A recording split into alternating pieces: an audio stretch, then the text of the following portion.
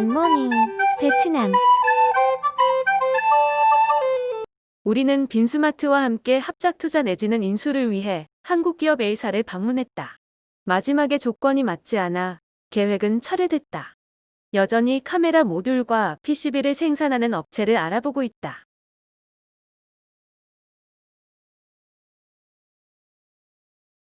자동차 기어박스 생산을 위한 설비에 많은 투자를 했다. 빈페스트와 계약을 체결했기 때문인데 현재는 도면을 기다리고 있다. 품질 높은 제품을 만들기 위해 한국 전문가들의 도움이 필요하다.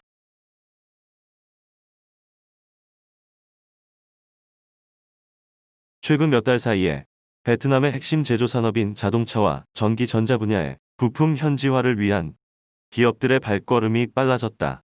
지난 연말까지만 해도 현지 부품화에 대해 관심도 두지 않던 베트남 기업들의 태도가 바뀌었다. 비타스크 센터가 만난 현지 기업들 사이에서도 이런 분위기가 느껴졌다. 불과 몇 달 사이의 변화다. 무엇이 그들을 변하게 했을까?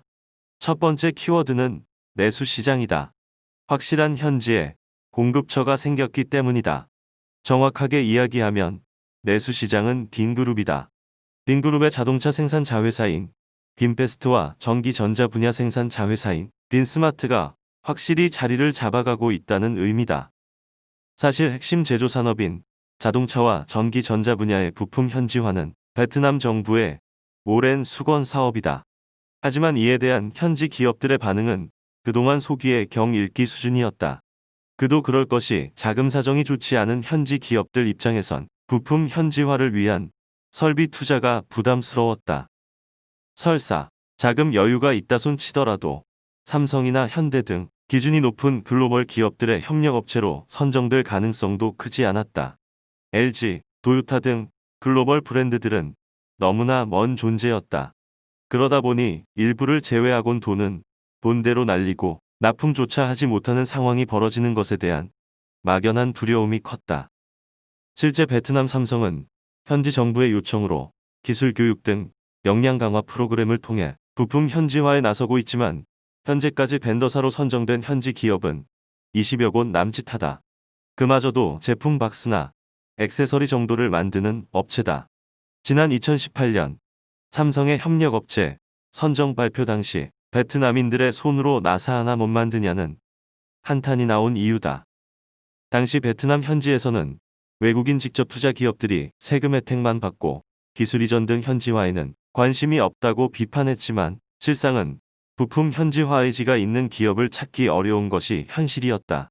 올해부터는 이야기가 다르다. 베트남 최대 민영 기업인 빈그룹이 만들어낸 내수 시장이 생겼다. 빈그룹의 부품 현지화 클러스터 구성 작업도 빠르게 진행 중이다. 지난 2018년 빈그룹은 자동차와 스마트폰의 국내 생산을 선언했지만 부품은 전부 수입했다. 당시에는 현지 기업들이 끼어들 여지가 없었다. 그리고 야심차게 시장 진출을 알렸지만 한동안 구매 고객이 있는지조차 모를 정도로 결과가 없었다. 하지만 여러 시행착오를 거친 결과물들이 깜짝 놀랄 실적으로 이어지기 시작했다. 올 초부터 판매가 늘면서 지난 4월에는 5,124대를 팔아 완성차 시장에서 5위를 차지하며 다크호스로 부상한 빈페스트는 한 달 뒤인 5월 기준 가장 많이 팔린 모델 톱10에 경차인 파1과 세단, 럭스 2.0이 이름을 올렸다. 빈스마트가 내놓은 스마트폰은 첫 제품 출시 이후 17개월 만인 올해 4월을 기준으로 베트남에서 시장 점유율 16.7%를 기록했다. 폭발적으로 성장하고 있는 모양새다. 경쟁력 있는 가격과 획기적인 프로모션, 자국민들을 향한 애국 마케팅 등이 제대로 먹혀들었다. 빈그룹이 시장에 성공적으로 안착하기 시작하자 베트남의 부품 기업들도 바빠지기 시작했다. 자신들과 협력할 수 있는 든든한 자국 기업이 만든 내수 시장이 생겼다는 믿음 때문이다. 호아락 첨단 공업지대, 하이퐁 빈페스트 부품공단 등을 보유한 빈그룹이 베트남 최대 부동산 개발 자회사인 빈홈즈를 통해 최근 다른 지역에도 공단을 조성해 지원 사격에 나서는 등 적극적인 행보를 보인 것도 현지 기업들이 부품 현지화를 위해 움직이는 이유 중 하나다. 특히 빈그룹의 오너인 팜엿 부엉 회장의 베트남을 위하여라는 성향도 한몫했다. 빈그룹은 소매 시장에서 거대한 외국 기업에 효율적으로 대항하기 위해 어렵게 구축한 전국 유통 체인을 베트남 1위 식음료 기업인 마산에 넘겼을 정도로 애국에 대한 이미지가 강하다.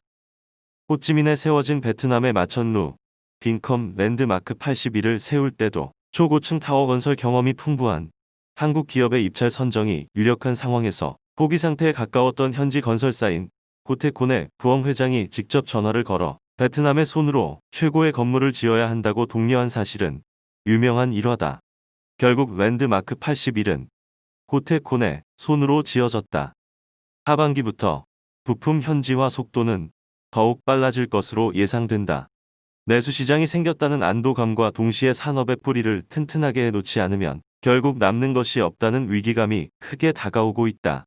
지난해부터 시작된 미중 무역 전쟁의 발발로 많은 FDI 기업들은 생산 기지를 베트남으로 이전하기 시작했다.